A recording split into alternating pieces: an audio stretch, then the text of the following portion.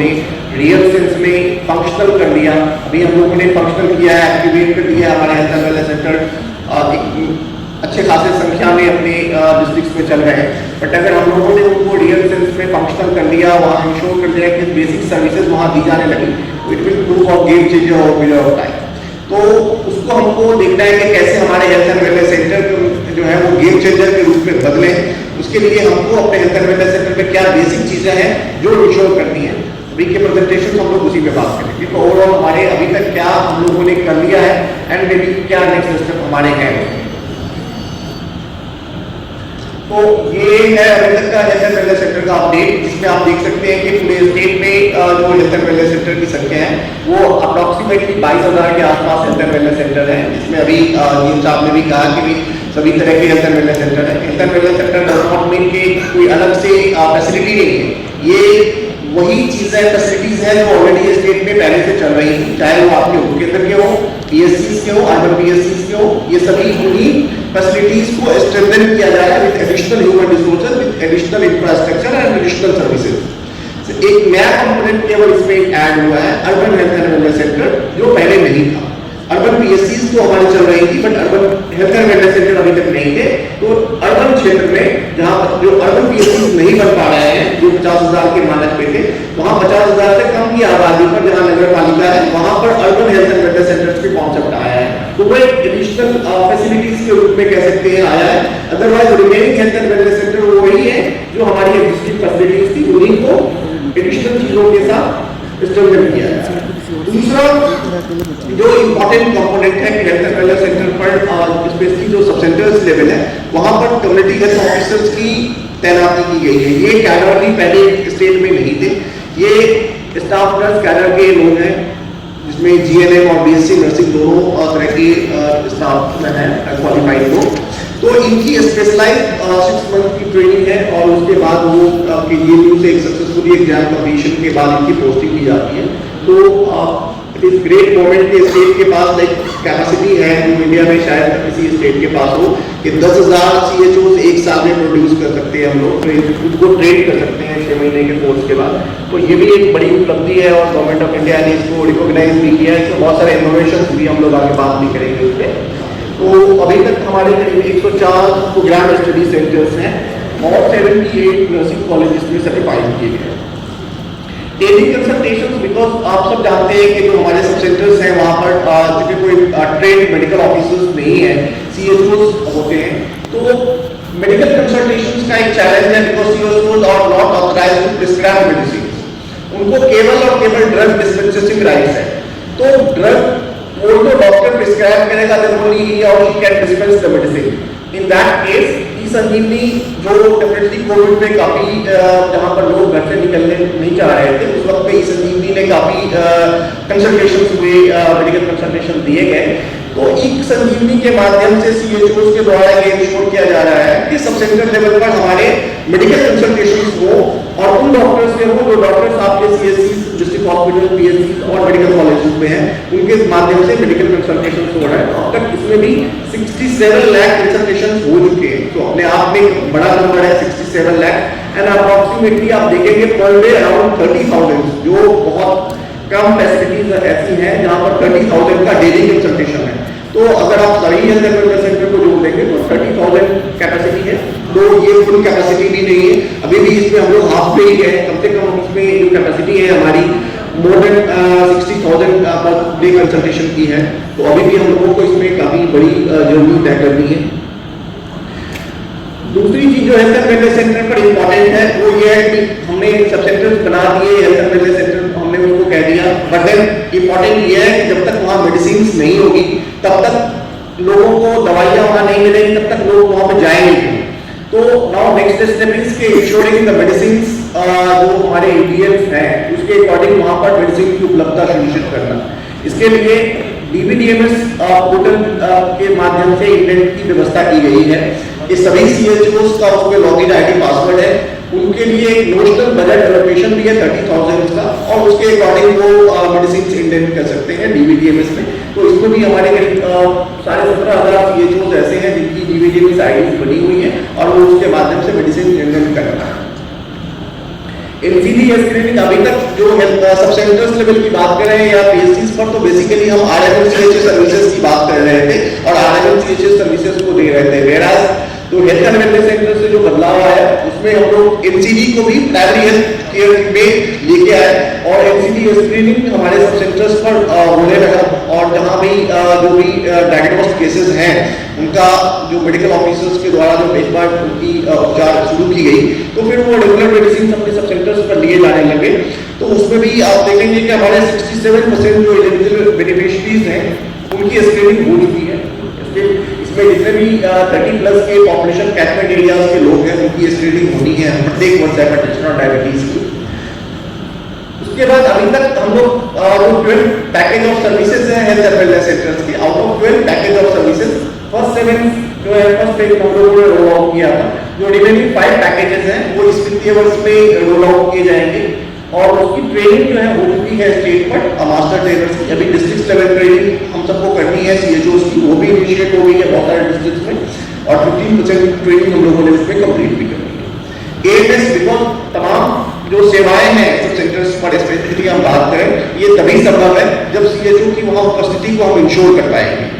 इसके लिए attendance management app एक डेवलप किया गया और वो रोल आउट किया गया है कि अटेंडेंस मैनेजमेंट ऐप के माध्यम से हम सीएचओ का अटेंडेंस इंश्योर करें। डेफिनेटली आप लोगों के बहुत सारे इसमें प्रश्न होंगे बिकॉज बहुत सारे इश्यूज भी हैं, टेक्निकल ग्लिचेस हैं अटेंडेंस मैनेजमेंट सिस्टम के अभी तक, बट टीम उस पर बैकएंड पे काम कर ली और वो बहुत जल्दी रिजॉल्व कर दिए जाएंगे और एक बड़ा सेटअप के साथ अटेंडेंस मैनेजमेंट सिस्टम फिर से अच्छे रूप में चल पाएगा और हम इंश्योर कर पाएंगे कि सभी प्राइमरी हेल्थ केयर टीम की अटेंडेंस चल जाएगा। जन आरोग्य समिति ये कम्युनिटी प्लेटफॉर्म काफी इंपॉर्टेंट है बिकॉज जब तक हम कम्युनिटी को किसी चीज में इन्वॉल्व नहीं करेंगे उसकी सक्सेस को के जो सेविंग है उसको हम अचीव नहीं कर सकते। तो community platform health and wellness centre में एक जन आरोग्य समिति का गठन किया गया है। जो ऑनलाइन पर के आपके सब सेंटर्स पर अकाउंट थे वो जन आरोग्य समिति के माध्यम से ऑपरेट किए जाएंगे। सब सेंटर्स और पीएससी दोनों लेवल में इंश्योर कर लिए कि जन आरोग्य समिति की बैठक हो। तो इसमें भी अभी तक 89% जन आरोग्य समिति का ऑलरेडी कॉन्स्टिट्यूशन हो चुका है। ये वो सीएचओस का ट्रेनिंग इकोसिस्टम है जो अभी हम लोग बात कर रहे थे कि state has a capacity to train approximately 10,000 CHOs in a year.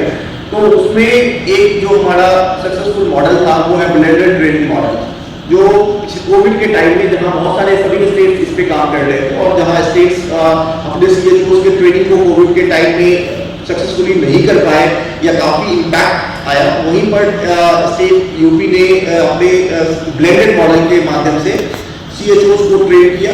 Blended model इसमें बोथ ऑनलाइन और ऑफलाइन प्रोविजंस था जहां सीएचओस फर्स्ट 4 आवर्स में क्लिनिक की ट्रेनिंग ले रहे थे अपने डिस्ट्रिक्ट हॉस्पिटल्स और उनकी प्रोग्राम स्टडी सेंटर्स के वहां पर and remaining 4 hour of the day online training उनकी हो रही थी। तो इस तरह से कोविड की विषम परिस्थितियों में भी स्टेट ने अपना टारगेट को अचीव किया है। अभी तक हमारे 93 प्रोग्राम स्टडी सेंटर्स और 11 आरपीटीसीज में जो स्टडी सेंटर्स चल रहे थे, इन दोनों को इसमें हब एंड स्पोक मॉडल के जरिए जोड़ा गया। साथ में कुछ जो सीएचओस हैं वो बीएससी इंटीग्रेटेड कोर्स से भी आ रहे हैं, यानी कि वो यूनिवर्सिटीज वो नर्सिंग कॉलेजेस जो सीसीएचएम के जो करिकुलम है उनको अगर उन्होंने अपने सिलेबस में इंकॉर्पोरेट कर लिया है तो उनके जो बीएससी के पास आउट बैचेस हैं उनको हम डायरेक्टली इंडेक्ट कर देते हैं। उनको फर्दर 6 महीने की ट्रेनिंग की जरूरत नहीं है बिकॉज दे हैव ऑलरेडी जो हमारे करिकुलम है उनको अपने सिलेबस में पढ़ाया है उन्होंने, तो इसलिए उनकी पढ़ाने की फर्दर कोई जरूरत नहीं थी। तो उनको डायरेक्ट रिक्रूटमेंट के माध्यम से उनका भी चयन किया गया। तो इस प्रकार जो है टोटल हमारे अभी तक करीब 20,000 सीएचओस का इंडक्शन मतलब सिस्टम में आ चुके हैं।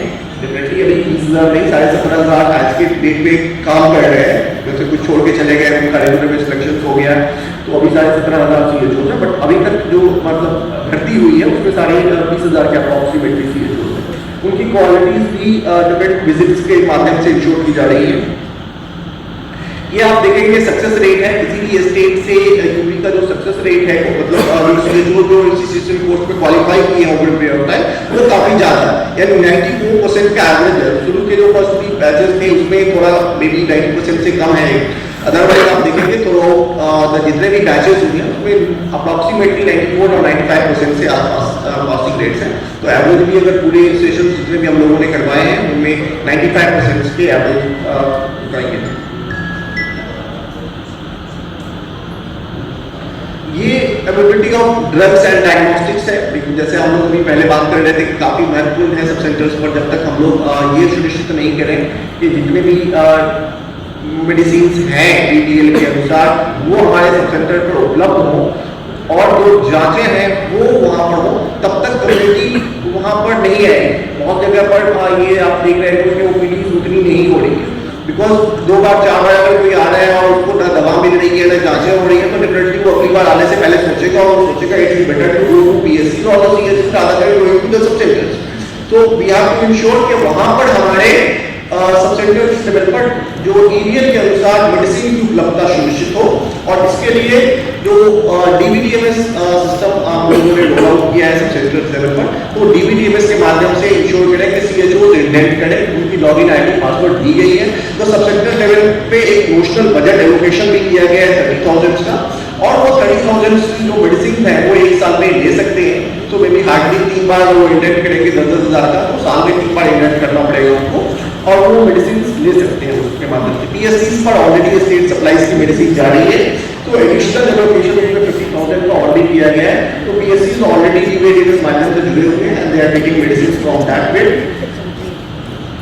तो अगर आप देखेंगे कि पिछले वित्तीय वर्ष में हम लोग देखें कि डीबीडीएमएस से हमारे 84% सीएचओस ने मेडिसिन यूज किया है। यदि हमारा जो एक्सपेंडिचर है बजट यूटिलाइजेशन का जो हम लोगों ने स्टेट में एलोकेट किया था, तो उसमें 84% यूटिलाइज हुए, और ये यूपीएमएससी टैक्स पे मतलब स्टेटस है डीबीडीएमएस का। दैट मींस जो जितने भी बजट हम लोगों ने एलोकेट किए थे उसके 84% यूटिलाइज हुए हैं। तो very encouraging number in the beginning और इन द फर्स्ट ईयर कह सकते हैं। अभी इस वित्तीय वर्ष में 23-24 में भी 36% यूटिलाइजेशन हो चुका है। तो अभी 2 महीना ही बीते हैं और 36% का utilization is a very encouraging numbers. So only thing ये है कि हम सब अपने अपने जनपदों में ये इंश्योर करें कि जो सीएचओस हमारे हैं वो इस माध्यम से इंडेंट करें और एक-एक सब सेंटर्स को ट्रैक करें कि लोगों ने इंडेंट अभी तक किया है कि लोगों ने नहीं किया है।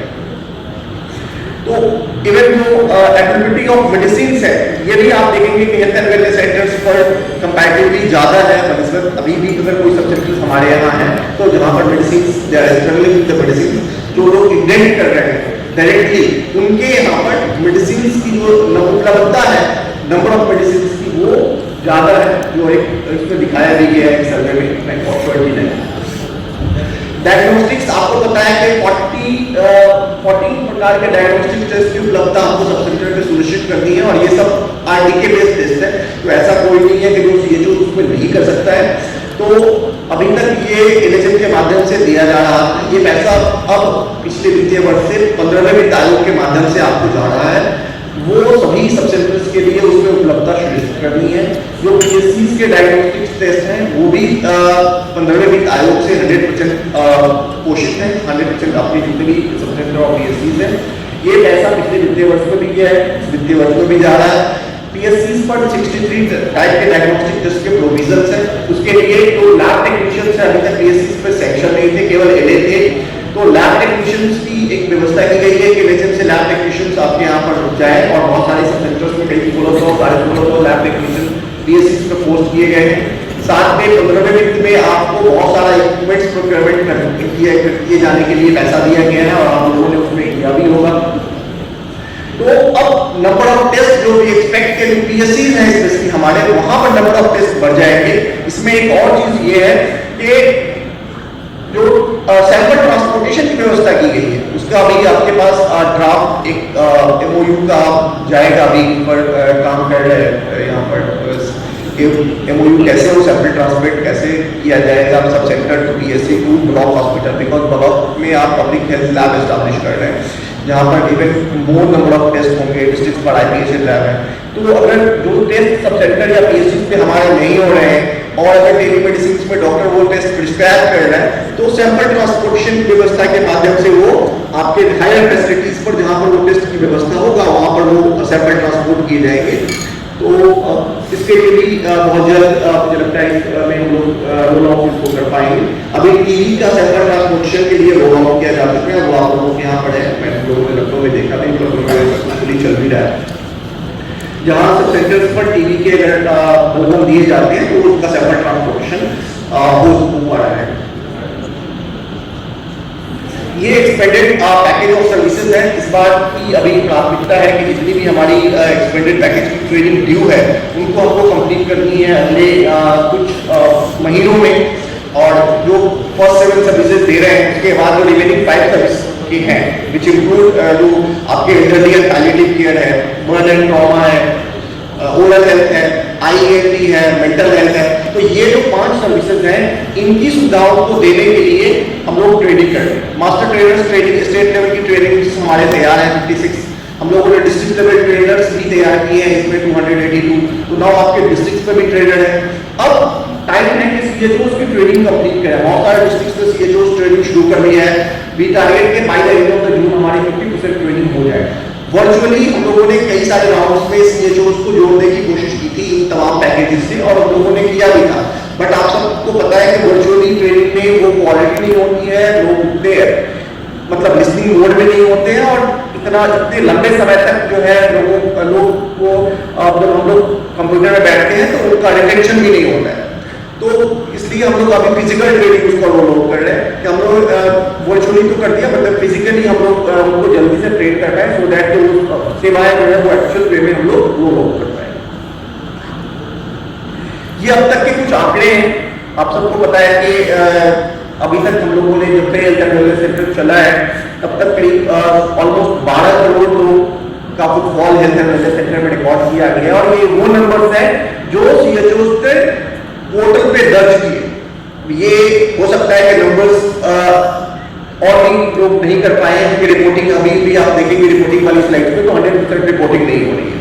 तो इवन विद 80% और 90% के अप्रॉक्सीमेटली रिपोर्टिंग के हम लोग ये कह सकते हैं कि 12 करोड़ अप्रॉक्सीमेटली फुटफॉल है, जिसमें से करीब 9 करोड़ लोगों को मेडिसिन मिली हुई है, और अब 4.5 करोड़ लोगों की जांचें हुई हैं। डेफिनेटली जांचों की संख्या हम बढ़ा सकते हैं, डिपेंड्स करता है एबिलिटी ऑफ, अगर आपके पास डायग्नोस्टिक किट की अपने वहाँ उपलब्धता की तो डेफिनेटली आप बड़े संख्याओं में लोगों की जांचों की उपलब्धता दे पाएंगे। टेली कंसल्टेशंस के माध्यम से करीब 67 करोड़ लाख लोगों को टेली कंसल्टेशन से चिकित्सकीय परामर्श उपलब्ध कराया गया है, तो which is again very encouraging numbers कि over a period of short period of time में आपने इतने सारे कंसल्टेशंस किए हैं, बट जो हमारी कैपेसिटी है उसकी अभी भी हम फुल कैपेसिटी को यूटिलाइज नहीं कर पा रहे हैं। योगा सेशन जैसे हेल्थ एंड वेलनेस सेंटर में बात करते हैं कि it's not only about preventive health और curative health, it's about promotive health also, कि हेल्थ प्रमोशन एक्टिविटीज को हमको वहाँ अपने हेल्थ एंड वेलनेस सेंटर्स में करते हैं। तो हेल्थ प्रमोशन एक्टिविटीज में योगा एक इंपॉर्टेंट कंपोनेंट है, और योगा के लिए आपको वित्तीय व्यवस्था भी दी गई है, जिसमें 2500 रुपए पर मंथ पर हेल्थ एंड वेलनेस सेंटर का एक बजट एलोकेशन भी है। तो 2500 रुपए पर वेलनेस सेंटर, यानी महीने में 10 सेशन करते हैं।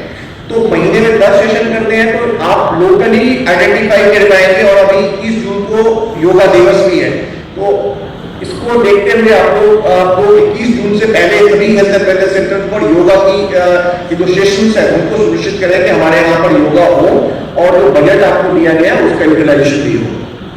डेफिनेटली एनसीडीज के बहुत सारे आंकड़े हैं, और अभी तक बहुत सारा एनसीडी स्क्रीनिंग हो चुका है हमारे यहाँ पर हेल्थ एंड वेलनेस सेंटर पर। साथ में एनसीडी स्क्रीनिंग जितने भी हुए हैं उसमें टीबी भी एक इंपॉर्टेंट कंपोनेंट है, कि हम लोग टीबी की स्क्रीनिंग भी सुनिश्चित कर रहे हैं कि टीबी के एटलीस्ट 3% ऑफ द ओपीडी को रेफर किया जाए, उनका सैंपल कलेक्शन हो, उनकी अगर सैंपल ट्रांसपोर्टेशन व्यवस्था हो गई है आपके यहाँ पर तो वहाँ से सैंपल ट्रांसपोर्ट हो और उनको समय से रेफर किया जाए। अभी 15 तारीख को विश्व दिवस था, उसके बाद से 21 दिन का टीबी का कैंपेन चल रहा है कि जो भी टीबी के आपके सस्पेक्टेड केसेस हैं, जहाँ भी केसेस हैं टीबी के, उनके जो क्लोज कॉन्टैक्ट्स हैं उनकी मेडिसिन शुरू करने के लिए भी एक गाइडलाइन गई है, जिसमें ई संजीवनी के माध्यम से उनको मेडिसिन दिए जा सकते हैं।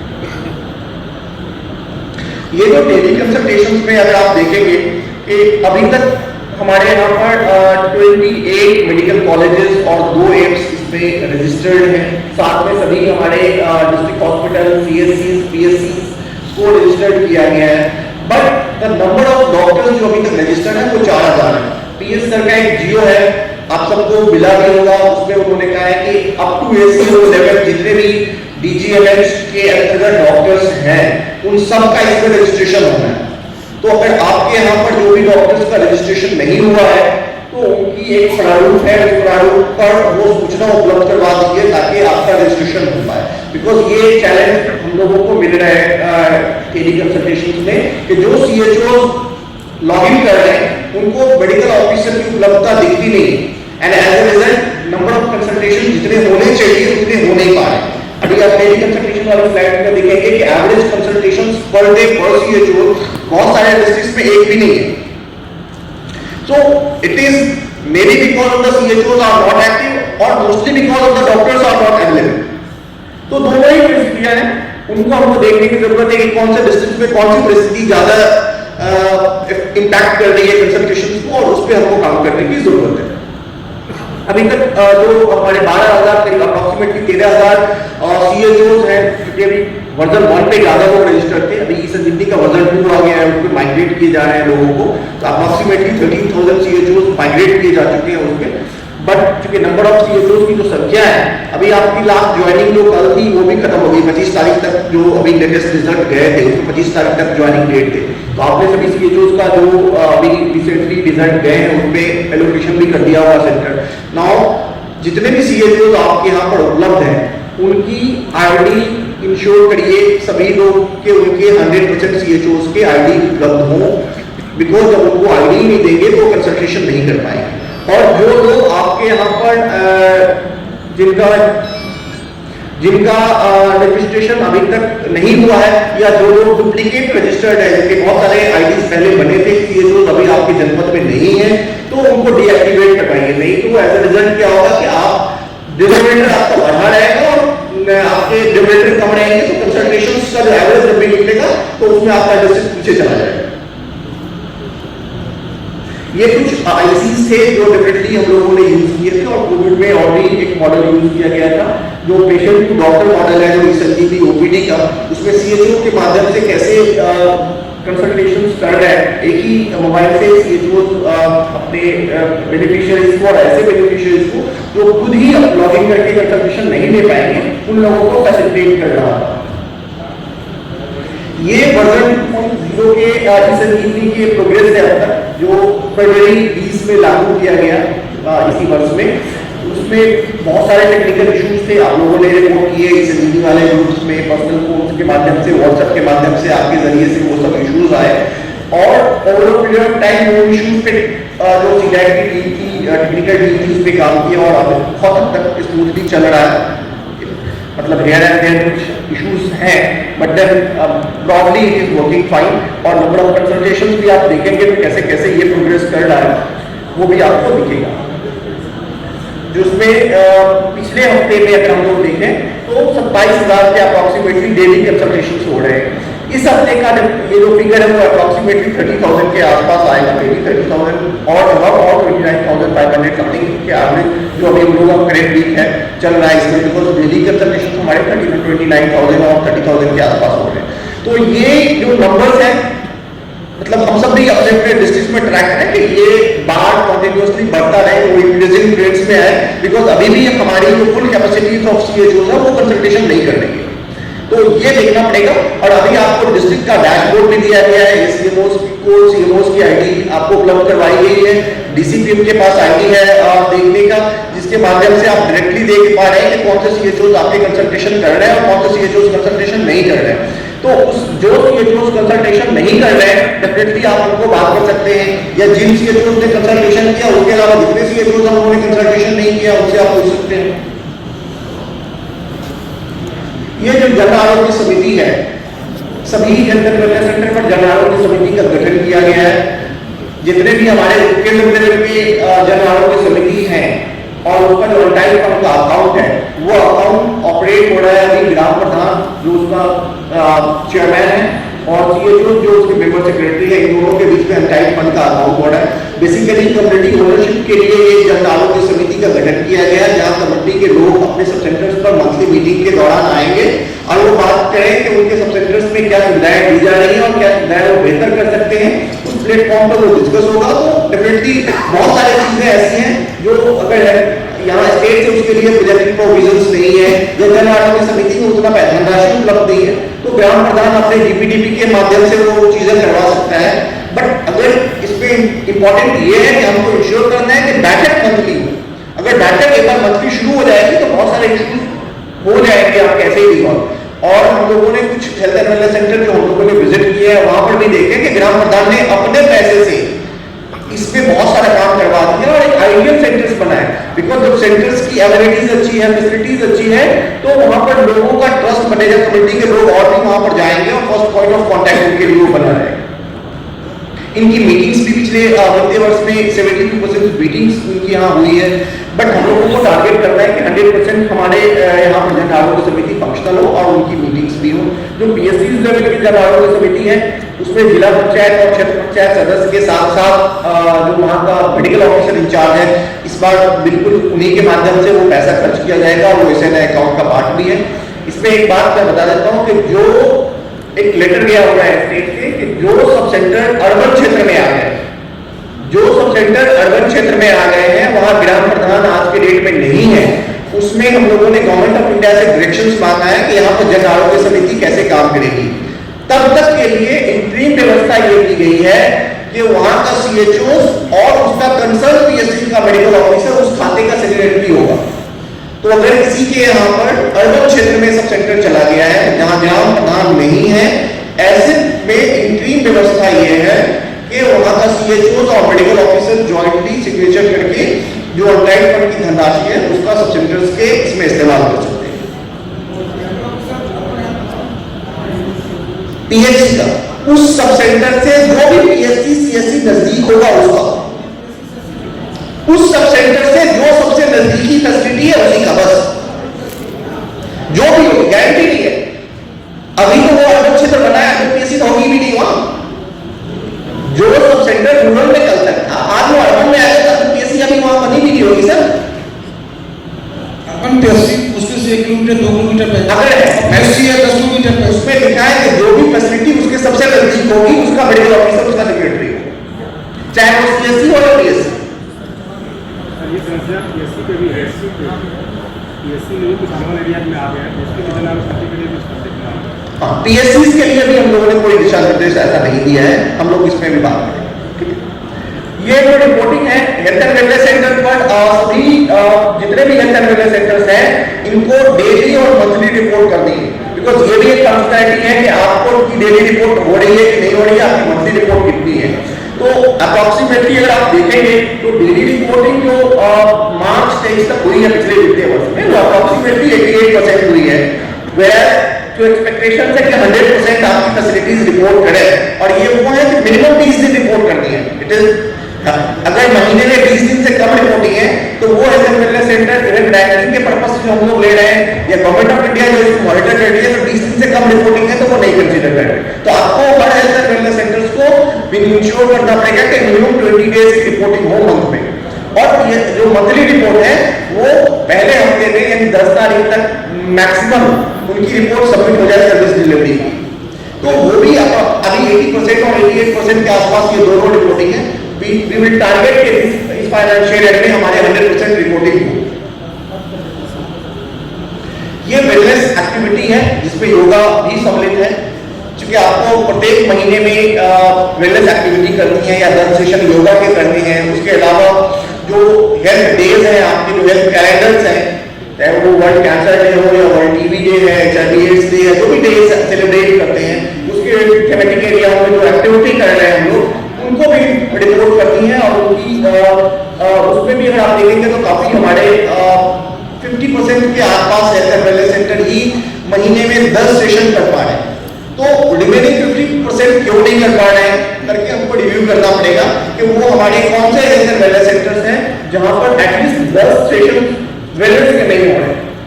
तो आप अगर उन सीएचओ से अलग से बात करेंगे, बेसिकली दिखाने का पर्पस ये है कि जब तक हम इंडिविजुअल प्रोग्राम इंडिकेटर के अकॉर्डिंग सीएचओ से बात नहीं करेंगे उस पर काम नहीं होता है। जब तक आप उसको पुश नहीं करेंगे उस पर काम नहीं होता। जिस चीज के बारे में बार बार पूछा जाता है वो इंडिकेटर अपने आप अच्छा होने लगता है, और जिसके बारे में हम पूछा खींचना बंद कर देते हैं, उनका कवरेज अपने आप गिरने लगता है।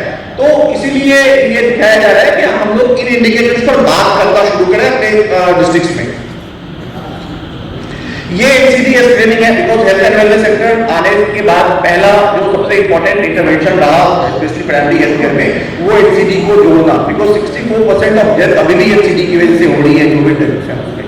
तो हमको इंश्योर करनी है कि हमारे 100% हेल्थ एंड वेलनेस सेंटर्स में एनसीडी स्क्रीनिंग हो, और जो भी सस्पेक्टेड केसेस हैं उनका समय से रिफर हो नेक्स्ट लेवल पर, ताकि उनकी दवाइयां शुरू हो जाए, और जिन लोगों की दवाइयां शुरू हो गई हैं उनको हेल्थ एंड वेलनेस सेंटर के माध्यम से दवा मिले।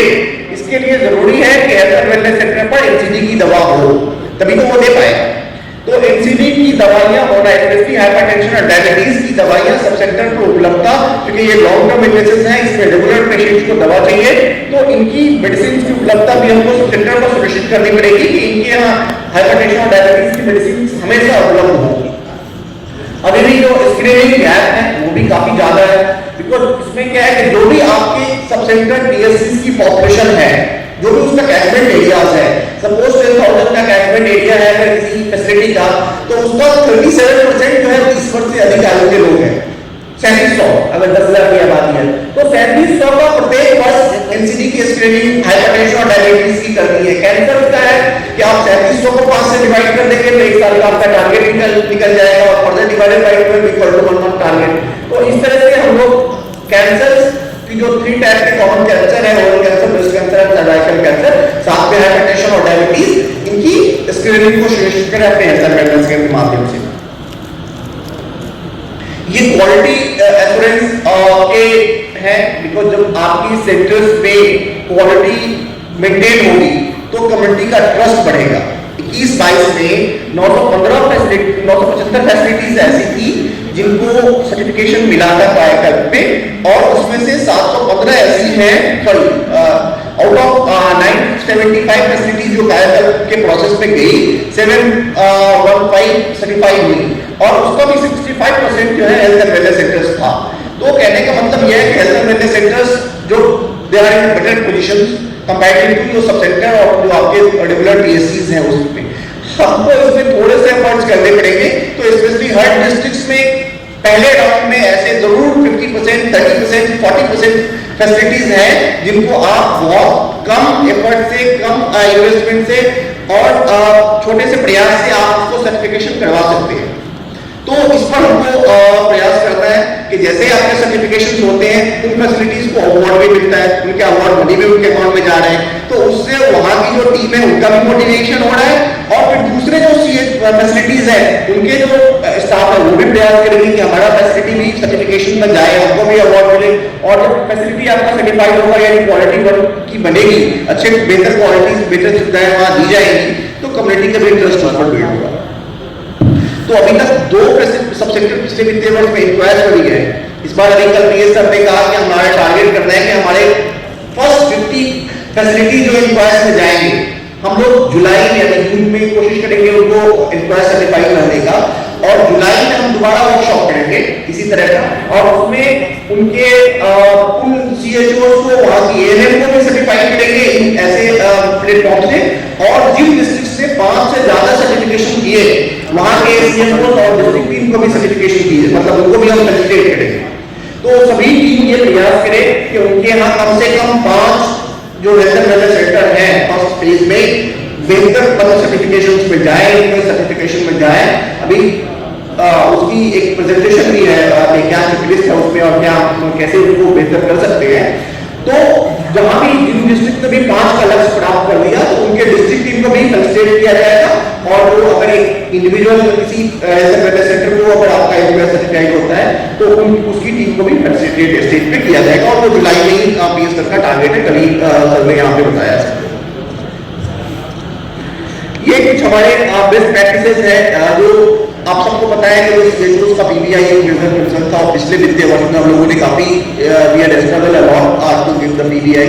तो उसमें बहुत लास्ट मोमेंट पर मुझे लगता है अप्रॉक्सीमेटली नवंबर-दिसंबर के आसपास में हम लोगों ने इसमें ई कोच के उसके प्रावधान किए, और बहुत स्मूथली मतलब नवंबर के बाद जिस तरह से नवंबर में लॉन्च किया गया दिसंबर में, तो विद इन फाइनेंशियल एड लोगों के यहाँ पर करीब 98% CHOs ने PBI उसमें क्लेम किया है और करीब 168 करोड़ का हम लोगों ने भुगतान किया है इसके माध्यम से। तो अगर किसी डिस्ट्रिक्ट में PBI अभी भी पेंडिंग है पिछले वित्तीय वर्ष का, तो प्लीज उनको दे दीजिए। दूसरी चीज यह है कि आप सबको एक लेटर गया होगा स्टेट से, वित्तीय वर्ष 23-24 में 100% CHOs की सैलरी PBI, EBI, NHM से ही तय होगी। तो 23-24 में कोई 15वें वित्त आयोग का PBI, EBI नहीं है, तो सबका सब NHM फंड है। इसमें आपको गाइडलाइन आ चुकी है। अब 15वें वित्त आयोग में हेल्थ एंड वेलनेस सेंटर में केवल डायग्नोस्टिक्स है, बाकी जो भी कन्वर्जन का पैसा था वो आपके आ गया है NHM में। ये लेटर जा चुका है, पैसा भी जा चुका है। हम अभी उसका और फर्दर जो जितने आपके सेंटर्स थे उसके लिए और जो पैसा है रिमेनिंग वो भी चला जाएगा, लेकिन फिलहाल आप NHM से उसका पेमेंट कर सकते हैं। ये लेटर दिया हुआ है आपको। ये जो DVDMS में एक बात इंपॉर्टेंट ये है कि हर CHO इंडेंट करे, लेकिन हर CHO को DVDMS में वेयर हाउस जाकर के दवा लेने की जरूरत नहीं है। इसमें एक मॉडल डेवलप किया गया और ये मॉडल पायलट किया गया है फतेहपुर लखनऊ में, और ये सक्सेसफुली बहुत सारे डिस्ट्रिक्ट रोल आउट कर रहे हैं। स्पेशली आप लोग भी देख लीजिए जिनके यहाँ पर ये व्यवस्था नहीं है, उसमें ये कहा जा रहा है, व्यवस्था इस प्रकार है कि सब सेंटर्स में एक ब्लॉक आप ले ले, एक जो भी ब्लॉक आपका है, हर ब्लॉक पे 2 फैसिलिटेटर CHOs के बीच में नामित कर रहे हैं। क्योंकि 30,000 की सब सेंटर को धनराशि दी गई है, तो उस 30,000 में साल में 3 बार इवेंट होगा मैक्सिमम। पहले राउंड के लिए 2 CHOs आपने नामित कर दिए फैसिलिटेटर के रूप में, फैसिलिटेटर 1 और फैसिलिटेटर 2। उस फैसिलिटेटर 1 और 2 की जिम्मेदारी होगी कि पूरे ब्लॉक के CHOs 20 या 25 को भी डेट डिसाइड कर दे वो लोग लोकली, उस डेट तक वो इंडेंट सुनिश्चित कर दे कि हमारे ब्लॉक के सभी CHOs ने फर्स्ट क्वार्टर में इंडेंट कर लिया है। नाउ वो दोनों CHOs DCPM और SCMO स्टोर और जो वेयर हाउस के इंचार्ज हैं उनसे बात करके वेयर हाउस के एक डेट तय हो जाए कि सपोज 2 तारीख को ये दवा लेने आएंगे, तो 2 तारीख को वेयर हाउस की जिम्मेदारी होगी कि सभी सब सेंटर का उस ब्लॉक के लिए पैकेट बना के रखेंगे सब सेंटर वाइज, और ये दोनों CHO जाएंगे, ये अपने ब्लॉक के सभी सब सेंटर्स के लिए मेडिसिन लेंगे और एक लोकल व्हीकल को भी हायर कर सकते हैं, और उसके माध्यम से वो सभी सब सेंटर्स पर मेडिसिन ड्रॉप कर देंगे। उस लोकल व्हीकल जो वो हायर कर रहे हैं उनका कॉस्ट अपने जन आरोग्य समिति के खाते से पेमेंट करेंगे। तो फिर उस CHO को अगले राउंड जब होंगे नेक्स्ट क्वार्टर में जब भी दवा की जरूरत पड़ेगी तो दूसरा कोई 2 CHO नामित किया जाएगा। तो इस तरह से अगर आप रोटेशन बेसिस पे करेंगे तो एक CHO का नंबर फिर 2-3 साल के बाद आएगा और सभी उपकेंद्र को पैसा मेडिसिन टाइमली मिल भी जाएगा, और उसमें सभी CHOs को वेयर हाउस में जाने की जरूरत भी नहीं है और वेयर हाउस में भीड़ भी नहीं होगी। इसमें एक बात मैं ये जरूर यहाँ बताना चाह रहा हूँ कि प्लीज आप CHOs को कहिएगा कि जो मेडिसिन DVDS में उपलब्ध नहीं हो, आउट ऑफ स्टॉक दिखाया है, उसकी भी इंडेंट करें। It is not like that कि जो स्टॉक में अवेलेबल है उसी की इंडेंट करें। अगर उसको ऐसी मेडिसिन भी चाहिए जो आउट ऑफ स्टॉक है तो इंडेंट करें, बिकॉज ये शिकायत बार बार आ रही है कि हमको वेयर हाउस से 15-16 मेडिसिन दी जा रही है। तो इसमें UPMSC से बात हो रही है, वेयर हाउस को भी सेंसिटाइज किया जा रहा है, बट द पॉइंट इज कि CHOs वो मेडिसिन में इंडेंट कर सकते हैं जो आउट ऑफ स्टॉक है, सो दैट वो स्टॉक पे खड़ा रहेगा कि भाई ये मेडिसिन इंडेंट किए गए CHO, और अपना इंडेंट जो एक बार किया वो कैंसिल नहीं होगा किसी भी परिस्थिति में। जो इंडेंट किया उसी के अगेंस्ट मेडिसिन ले, चाहे उसमें से जो भी मेडिसिन उसको मिले। ठीक है, ब्लेंडेड मॉडल पर हम लोग ऑलरेडी बात कर चुके हैं। एक रैंकिंग की व्यवस्था बनाई गई है जनपदों की, ये हेल्थ एंड वेलनेस सेंटर्स के इंडिकेटर के आधार पर। इसमें 8 इंडिकेटर्स को हम लोगों ने लिया हुआ है, विच इंक्लूड आपके जो टेली कंसल्टेशंस है, आपकी डेली रिपोर्टिंग है, मंथली रिपोर्टिंग है, आपके सेंटर्स पर कितने BP इंस्ट्रूमेंट और कितने ग्लूकोमीटर फंक्शनल हैं, इन सबको वेटेज देते हुए किसी का 5% वेटेज है, किसी का 15% वेटेज है। इसके आधार पर ये रैंकिंग जनपद की बनाई गई है, और जितना भी आपके यहाँ पर प्रोग्रेस होता है उसके आधार पर यहाँ पर एक डिस्ट्रिक्ट की रैंकिंग जनरेट होती है और हम लोग स्टेट से शेयर कर रहे हैं। इस तरह से आप लोग हेल्थ एंड वेलनेस सेंटर्स की रैंकिंग भी बना सकते हैं कि आपके कौन से हेल्थ एंड वेलनेस सेंटर किस कैटेगरी में फॉल कर रही है। ये कुछ हम लोगों के लिए वे फॉरवर्ड्स हैं। नेक्स्ट स्टेप ये है अब इसमें कि हम लोग अपने हेल्थ एंड वेलनेस सेंटर्स पर अभी 5000 CHOs और जाने हैं, जो आपके जितने भी बचे हुए सब सेंटर्स हैं वहां पर उनकी तैनाती की जाएगी, उसका रिक्रूटमेंट प्रक्रियाधीन है। बट इंपॉर्टेंट ये है कि जो हेल्थ एंड वेलनेस सेंटर पे CHOs गए हैं उनको रियल सेंस में फंक्शनल करना है। तो रियल सेंस में फंक्शनल करने का मतलब ये है कि CHOs की वहां उपस्थिति हो, वहां दवाइयों की व्यवस्था की जाए, वहां पर डायग्नोस्टिक्स टेस्ट हो और लोगों को सेवाएं दी जाए। अगर ये 4-5 चीजें मोटी करें हम लोग तो हमारे health and wellness centre actual sense में फंक्शनल होगा। भाई आपके यहाँ पर वहां पर CHOs है, मेडिसिन CHOs समय से वहां बैठ रहा है, दवा की उपलब्धता है, डायग्नोस्टिक्स की उपलब्धता है, टेलीकंसल्टेशन से मेडिकल कंसल्टेशन कम्युनिटी को प्रोवाइड करवा पा रहा है, वेलनेस एक्टिविटी कर रहा है, एक्सपीरियंस ट्रेनिंग कर रहा है। तो ये सब चीजें अगर बेसिक्स वहां होंगी तो ही हेल्थ एंड वेलनेस सेंटर समझिए फंक्शनल है। अदरवाइज आपने भले 2 घंटा उसको फंक्शनल कर दिया, ऑपरेशनल कर दिया, बट वो एक्चुअल सेंस में फंक्शनल नहीं होगा। और CHOs की ड्यूटी कहीं ना लगाई जाए except health and wellness centre किसी भी परिस्थिति में। PS सर के अभी आपके इस ADCMOs के ग्रुप में बार-बार लेटर भी गए हैं, मैसेज भी जा रहे हैं। कल भी उन्होंने एक मैसेज पुश किया है, उससे 2 दिन पहले भी उन्होंने एक मैसेज पुश किया था। यहाँ से स्टेट से लेटर्स भी गए हुए हैं।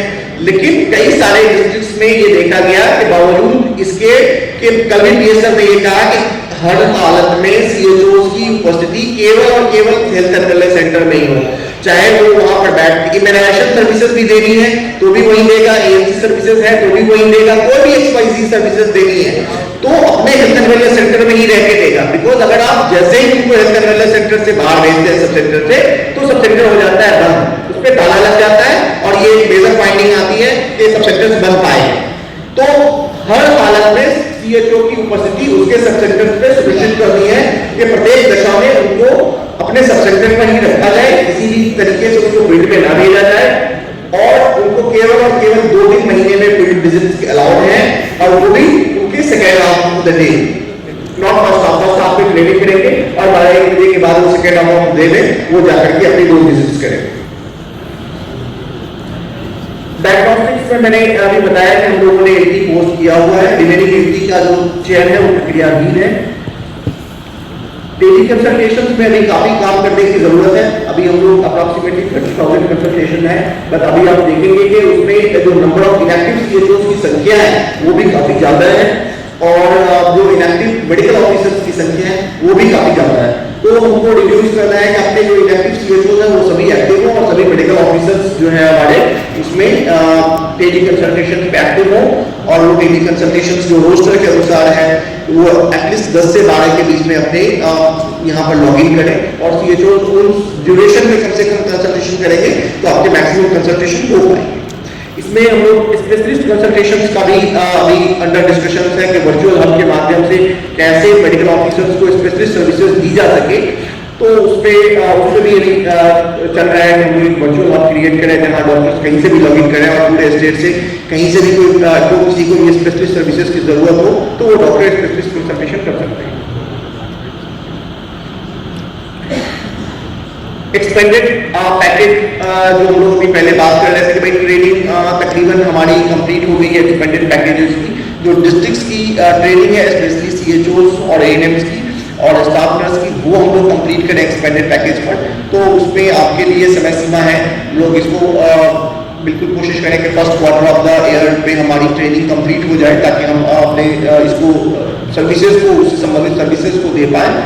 और क्वालिटी में हमारा टारगेट है कि इस बार हम लोग करीब 500 फैसिलिटीज को क्वालिटी सर्टिफिकेशन करवाने में ले जाएंगे।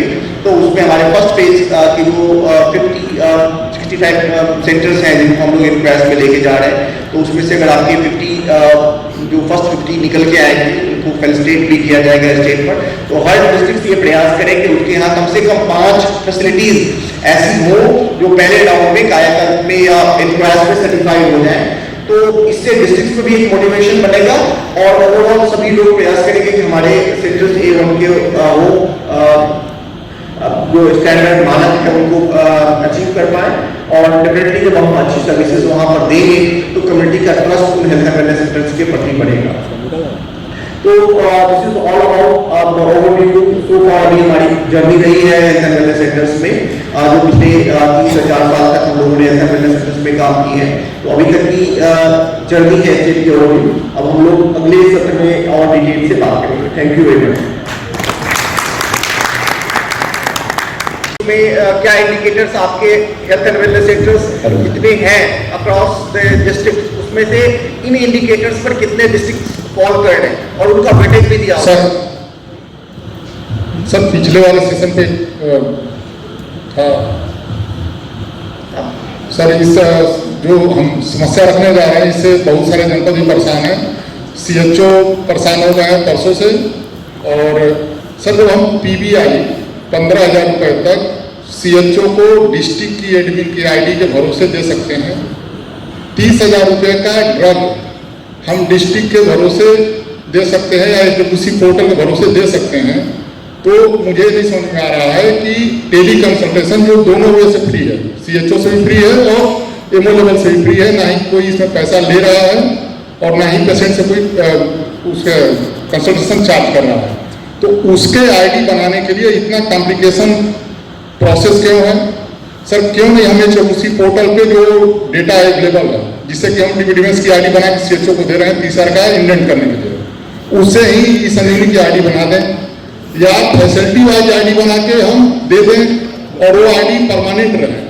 सर इस समस्या से हम लोग परेशान हैं और जब से परसों से मैंने अपने यहाँ ऑर्डर करा दिया, CHO को लगातार फोन कर रहे हैं, लगातार मैसेज कर रहे हैं कि सर बताइए हमारी ID नहीं बनी है, हमारा PBI नहीं मिला, तो किसकी समस्या है।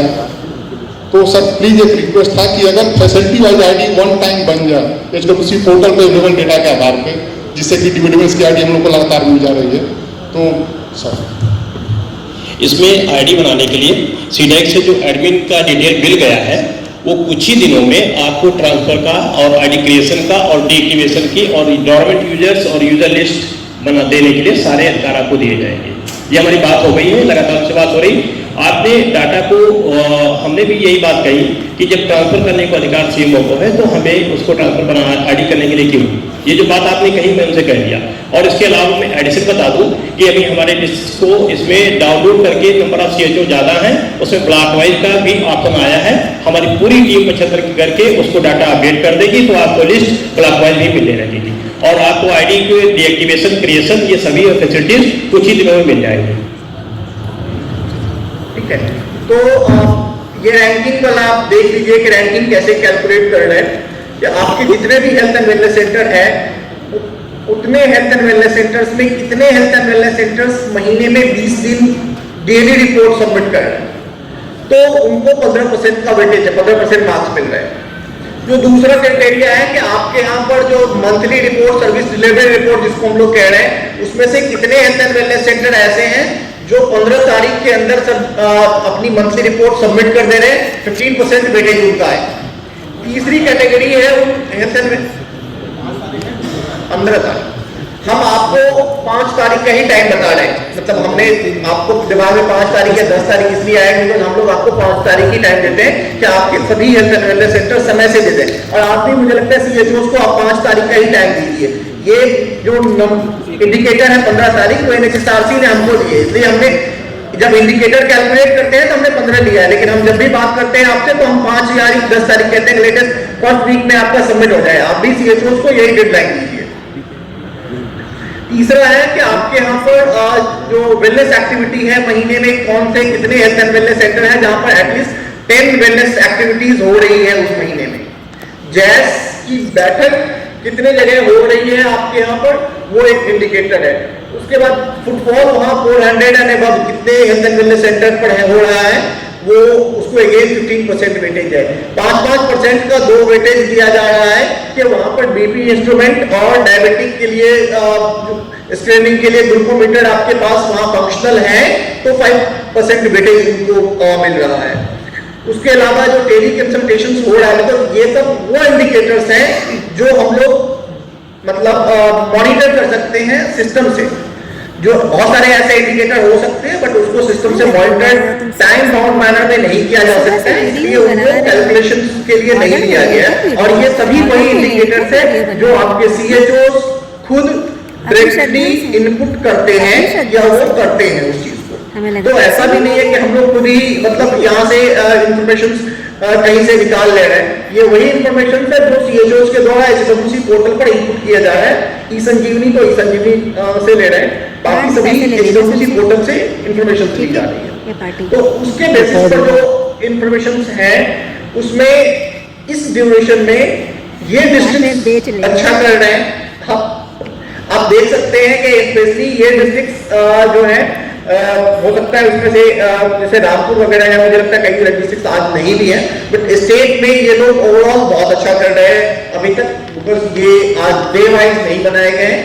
पूरे स्टेट का है कि अगर आप 10 अच्छे जिले जो इन इंडिकेटर्स पर हैं वो ये हैं, और जो ये रेड वाले हैं जो बॉटम परफॉर्मिंग है, आपको ये स्लाइड भली बात याद होगी क्योंकि हम हर प्लेटफॉर्म पे ये मॉडल की स्लाइड रखते हैं। इस तरह की जितनी भी मीटिंग्स हुई हैं या मैडम की रिव्यू मीटिंग, तो इसमें आप जो पिंक कलर के स्लाइड साइड्स में जो डिस्ट्रिक्ट्स हैं वो देख सकते हैं कि आप लोग ये 8 इंडिकेटर्स पर आप लोग पीछे चल रहे हैं। अब बरेली, आगरा, गाजियाबाद, आज इसमें से मुझे लगता है शायद कोई नहीं है। कासगंज भी नहीं है, पीलीभीत भी आज नहीं है। कानपुर नगर, शाहजहांपुर, जीबी नगर, फिरोजाबाद, बदायूं, मोस्टली डिस्ट्रिक्ट जो मुझे लगता है आज यहाँ पे नहीं है। बट अगर पूरे 75 का भी देखेंगे तो कोई ना कोई इनके बाद भी फॉल कर रहा होगा। 11वां नंबर नीचे से होगा, 12वां होगा, 13वां होगा, उसमें से डेफिनेटली डिस्ट्रिक्ट होंगे।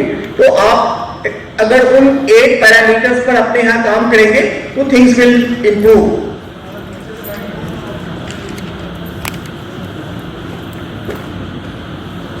स्लाइड एक अभी गूगल शीट एक लिंक भेजा गया है, मुझे लगता है सीपी ग्रुप में, उसमें तमाम स्लाइड्स पड़ी हुई हैं।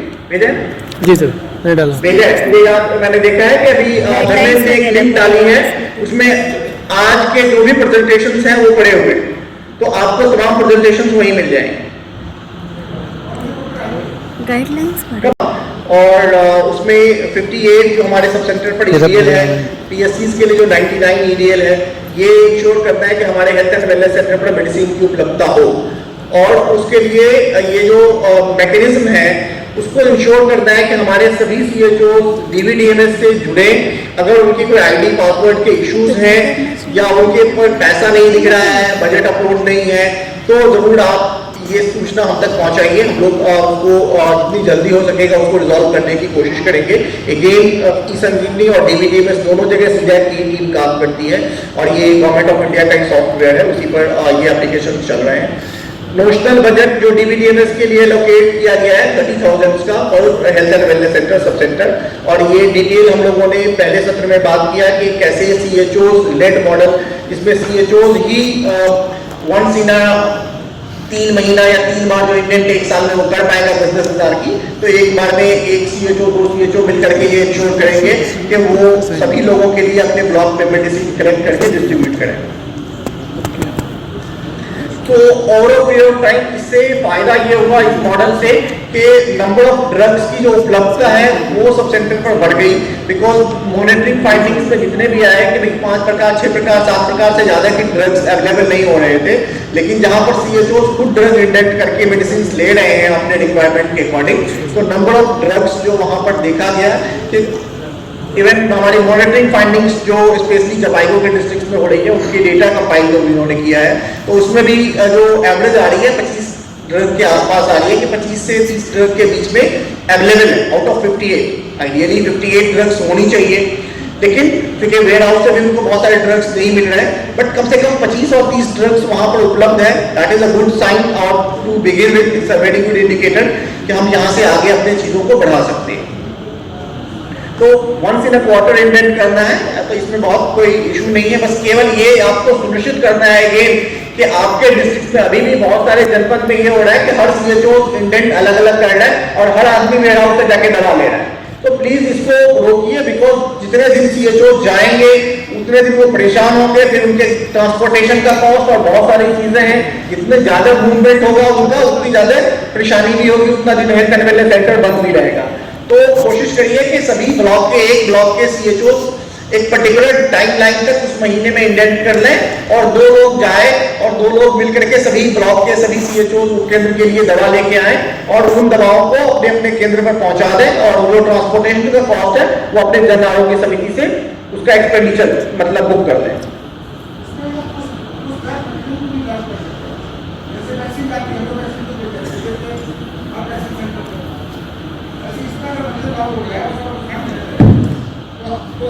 पुश बैक मैकेनिज्म इसमें लागू होना चाहिए, पुल बैक मैकेनिज्म लागू होना चाहिए।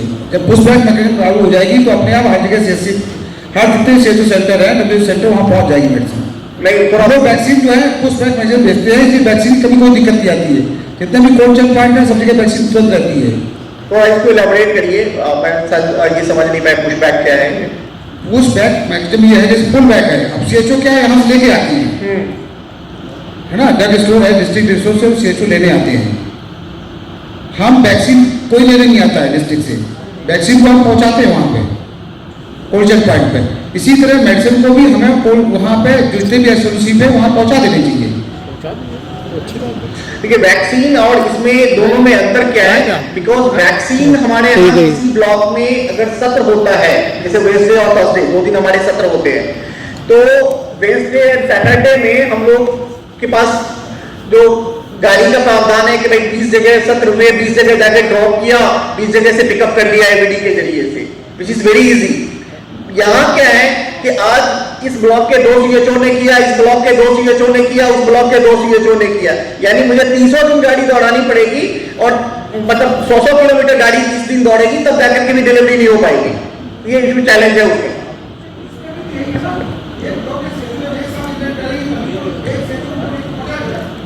हाँ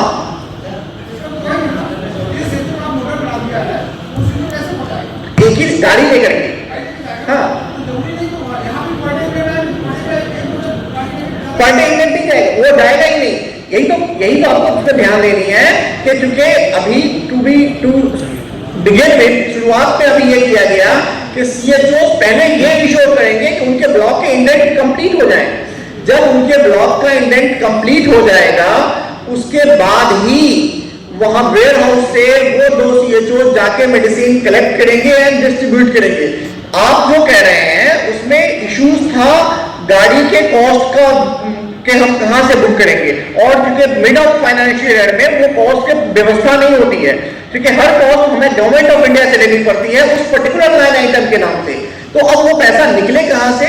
फॉर दैट रीजन ये हुआ कि क्योंकि 2 साल 3 साल में एक बार केवल एक सीएचओ को जाना है तो वो 2000-3000 की जो भी राशि आएगी वो अपने गैस का बुक कर सकता है। वेयर हमको बजटरी प्रोविजन करवाने के लिए 1 साल वेट करना पड़ेगा गवर्नमेंट ऑफ इंडिया से अप्रूवल के लिए। सर इसमें प्रॉब्लम ये है कि तो इंडेंट तो हो जाता है, वहाँ का वैक्सीन ही अवेलेबल नहीं है। हमने इंडेंट करा दिया भाई 32,000 का, वहाँ मैक्सिमम को मिले 10,000 की, और 20,000 रिमेनिंग तो हम 1-2 बार और करने पड़ेगी थे, और फिर जब इंडेंट होगा फिर वही दवा रिपीट। पहली बात तो ये है कि कोशिश करिए कि 30,000 की इंडेंट एक साथ ना करवाएं, 10,000 12,000 से ज्यादा का इंडेंट एक बार ना हो। और दूसरी चीज ये है कि जो भी इवेंट मेडिसिन स्टॉक आउट है उसका इंडेंट किया जाए। मैंने पहले भी कहा था उसका इंडेंट किया जाए, वो इंडेंट होता है। और जो आपको आउट ऑफ विच जो भी इंडेंट आपने किया, सपोज आपने 50 मेडिसिन इंडेंट किए टाइप के, तो 50 में से आपको 20 मिला, बट एटलीस्ट उससे फायदा क्या है कि ये दिखेगा कि 30 मेडिसिन आपको नहीं मिले तो स्टेट को वो दिखेगा। एंड 2 बार 3 बार जब डैशबोर्ड रिव्यू होता है it will come into the discussion point कि इतने सारे मेडिसिन मिल नहीं रहे। लेकिन अभी क्या हो रहा है कि सीएचओ गए वहां पर जो मेडिसिन अवेलेबल है उसके अकॉर्डिंग वो 10-15 का इंडेंट हुआ, वो मेडिसिन उठा के ले आया। तो स्टेट पर ये पता ही नहीं चल पा रहा है कि मेडिसिन शॉर्टेज है या सीएचओ ने इंडेंट नहीं किया। इंडेंट होता है, वैक्सीन का ही शॉर्टेज अवेलेबल ही नहीं है, बट वो दिख नहीं रहा है, स्टेट को वो दिखना चाहिए। हो रही है, हमने कर के देखी है ये बात, ऑलरेडी पीएस सर के सामने में डिस्कस हुआ है और हम सब ने इंडेंट करके पर्सनली देखा। मैंने धर्मेंद्र ने के सामने हमने इंडेंट किया है, इसलिए I will not accept this logic के वो इंडेंट नहीं हो रहा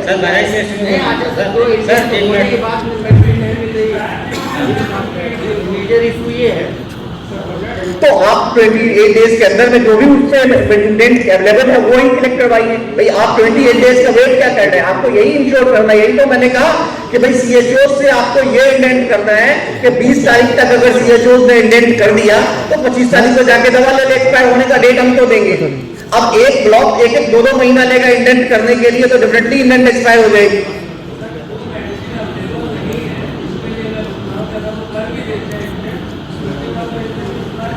नहीं धीरे मैंने इंडेंट किया 20 मेडिसिन, 10 ही मिले मुझे, तो 10 मिले तो 10 तो मैं ले लूंगा ना, मेरी रिसीव हो गई। बाकी जो सिस्टम में ऑलरेडी दिखाएगा इतना कि आपको नहीं मिला, वो एक्सपेक्ट क्या करेगा, वो तो सिस्टम बैकलॉग यहाँ बैकएंड में स्टोर है वो इंफॉर्मेशन। आपके स्क्रीन से भले हटा दी गई हो, लेकिन बैकएंड हटा नहीं पाएगा ना अपने स्क्रीन से। ठीक है, तो ये यूटिलाइजेशन है जनपदों का जी।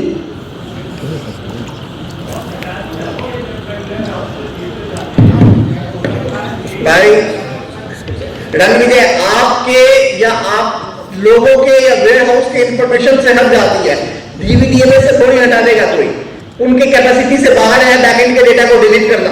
पर बैकएंड पर डेटा जब स्टेट पर रिव्यू होता है तो बैकएंड के डेटा से रिव्यू होता है, वो हटा नहीं सकते हैं, कोई वेयर हाउस को नहीं हटा सकता है। जब तक सीडैक मोहाली नहीं चाहेगा डाटा नहीं हट सकता वहां से, आपको नहीं दिखेगा क्योंकि आपके फ्रंट से हटा दिया जाता है वो। सर ये कहते हैं जो पोर्टल पे है, जो मेडिसिन हमारी पैसे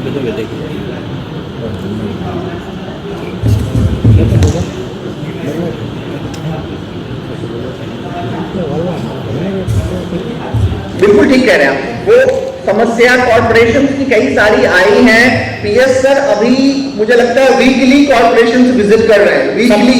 सपोज सर फ्लड आया सर हमारे यहाँ, फ्लड में हमें ब्लीचिंग की आवश्यकता है, एक मोटी सी बात में जनरल बात में कर रहा हूँ, तो कल फ्लड मेरा खत्म हो गया, उसके बाद जो है हमारे ब्लीचिंग पाउडर और क्लोरीन टैबलेट को रिसीव हो रही है, तो उसका कोई वैल्यू नहीं है, बिल्कुल ठीक, वैल्यू नजर नहीं आती। इसी तरह आपके जो है इसमें आपका सीएचओ वाले मेडिसिन का है, सीएचओ की मेडिसिन में हो सकता है मेल किया, रिक्वेस्ट भी किया, लेकिन वो मेडिसिन हमको समय से मिलती नहीं है, तो हम डिस्ट्रीब्यूशन भी नहीं कर पाते समय से। चैलेंजेस हैं, बिल्कुल आप ठीक कह रहे हैं। ये इशूज कई जगह से नोटिस आए और पीएस सर के संज्ञान में, पीएस सर इसको लेकर के सॉल्यूशन ढूंढने की कोशिश कर रहे हैं। वेयर हाउस से यूपीएमसीएस से भी को उन्होंने दिशा निर्देश दिए हैं, उस पर डिस्कशन हुआ है, बहुत सारे फ्रंट पर पैरेलली काम चल रहा है। मेरी आने वाले टाइम में चीजें और स्मूथ होंगी और इस नंबर ऑफ एबिलिटी ऑफ जो मेडिसिन है वेयर हाउस में वो और बढ़ जाएंगे। ये अभी तक का जो यूटिलाइजेशन का स्टेटस है 22 तारीख तक किस डिस्ट्रिक्ट से कितना यूटिलाइज आप लोगों ने कर लिया है, कितने सीएचओज हैं, कितने उनकी आईडी जनरेट की गई है और कितने लोगों ने मेडिसिन लिया है करके ये स्टेटस है। आप अपने यहाँ का एक्सरसाइज देख सकते हैं कि आपके यहाँ पर कितना % लोगों ने मेडिसिन यूज किए हैं। हमारे यहाँ एक ग्रुप बना है सीएचओ का, तो उसमें जिले से जो फार्मासिस्ट हैं वो एक लिस्ट डाल देते हैं कि वेयर हाउस में ये दवाएं अवेलेबल हैं, तो इन्हीं में से इंडेक्स करिएगा। तो इसलिए ये बात स्पेशली कहा जा रहा है। मैंने मॉर्निंग के जो जनरल प्रेजेंटेशन थे उसमें भी ये बात स्पष्ट रूप से कहा था कि सीएचओ को हमको बताना है कि जो वेयर हाउस में नहीं दिख रहा है पर मेरे एरिया में है, मेरी रिक्वायरमेंट है, मैं उसको इंडेक्स करूंगा। पहले छोड़ देंगे ना, उसको नहीं देने देंगे, ज्यादा से ज्यादा वो नहीं देंगे ना, उसके पास नहीं है तो नहीं देंगे, नहीं देंगे, उनके पेंडेंसी में खड़ा रहेगा वो। उनकी जब उनकी खुद की समीक्षा होगी उसमें ये बात निकल के आएगी कि इतने इंडेंट हुए या इतने दिनों से ये दवाइयां आपके पास शॉर्टेज है इस वेयर हाउस में और आपने उपलब्ध नहीं करवाई। फोटो गिलास लेना काम और ये तो ये गिलास तो फोटो ये कुछ चैलेंजेस जो आप लोगों ने बताए थे कि भाई चैलेंजेस और वे फॉरवर्ड पे हम लोगों को यही इंश्योर करना है कि हमारे सभी जगह जो सीएचओज हैं उनकी आईडी में अगर कहीं कोई इश्यूज है, बिकॉज अभी नए सीएचओज भी आपके डिप्लॉय किए गए सीसीएचएल वाले, उनकी भी पोस्टिंग हो गई है कंप्लीट 25 तारीख तक। तो अगर उसमें फिर भी कोई गैप आपके पास है, आईडीज का इश्यूज है, तो वो प्लीज हमारे यहाँ नोटिस में ले आइए धर्मेंद्र के, ताकि वो उसको रिजॉल्व कर सके। और गैस में जो पैसा है उसके जरिए से इसका भुगतान हो जाए। ये लोग गैस में जो आपको राशि ट्रांसफर करनी है वो प्लीज टाइमली कर दीजिए, बिकॉज क्या हो रहा है कई बार मार्च में और मार्च के लास्ट वीक में हम गैस के अकाउंट में पैसे देते हैं और वो पैसा का बहुत ज्यादा यूटिलाइजेशन हो नहीं पाता है। तो क्योंकि इस बार वित्तीय वर्ष के शुरुआत में ही तमाम लिमिट्स रिलीज कर दिए गए हैं, तो आप लोग कोशिश करिए कि गैस के जो भी अकाउंट में पैसे जाने हैं वो टाइमली चला जाए, सो दैट कि अगर सीएचओ अपना जो भी सबसे इंटरवेंशन करवाना चाह रहे हैं उस धनराशि से वो करवा सकें।